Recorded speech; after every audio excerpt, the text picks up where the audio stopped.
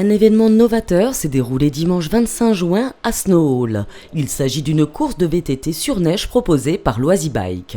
Reprenant le concept de la méga avalanche qui part du glacier de l'Alpe d'Huez, la méga Snow Hall est une première. Il n'a jamais été réalisé de course de VTT indoor jusqu'alors. Il faut dire qu'aucun club de VTT sur neige n'existe à ce jour. Alors c'est une discipline qui aujourd'hui n'est pas connue ni reconnue, elle est en train essayée d'être reconnue, on va dire, même en discipline alpine.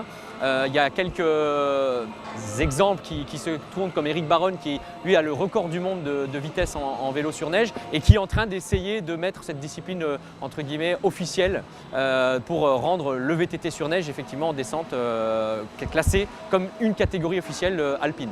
Tout le dimanche, les amateurs de VTT se sont affrontés dans différentes épreuves proposées sur la piste amnévilloise. On a fait ce matin des runs chronométrés, donc à l'aide bien entendu de chronos type les chronos qu'on a pu avoir avec la Fédération française de ski et le SF d'Amnéville d'ailleurs, qu'on remercie par rapport aux chronos. Et en fait on a fait des runs chronométrés et ensuite on a défini un classement où ils sont partis 2 par 2. En dual, ils se sont retrouvés à 2 dans le couloir, parce que pour le coup la piste c'est vraiment un couloir.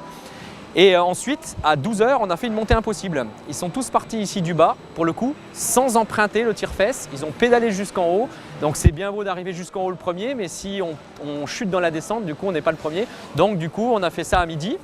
Et là, 14 h, ça va être la descente qui va être la plus spectaculaire, parce que là, on a 37 concurrents qui vont du coup partir tous ensemble du haut.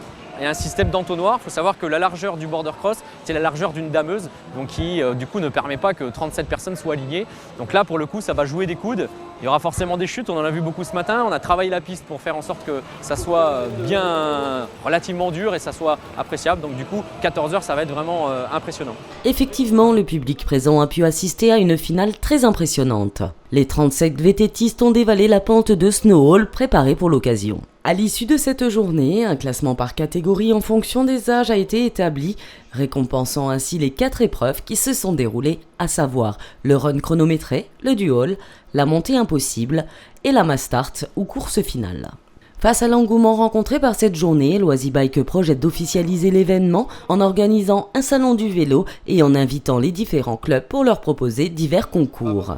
Affaire à suivre.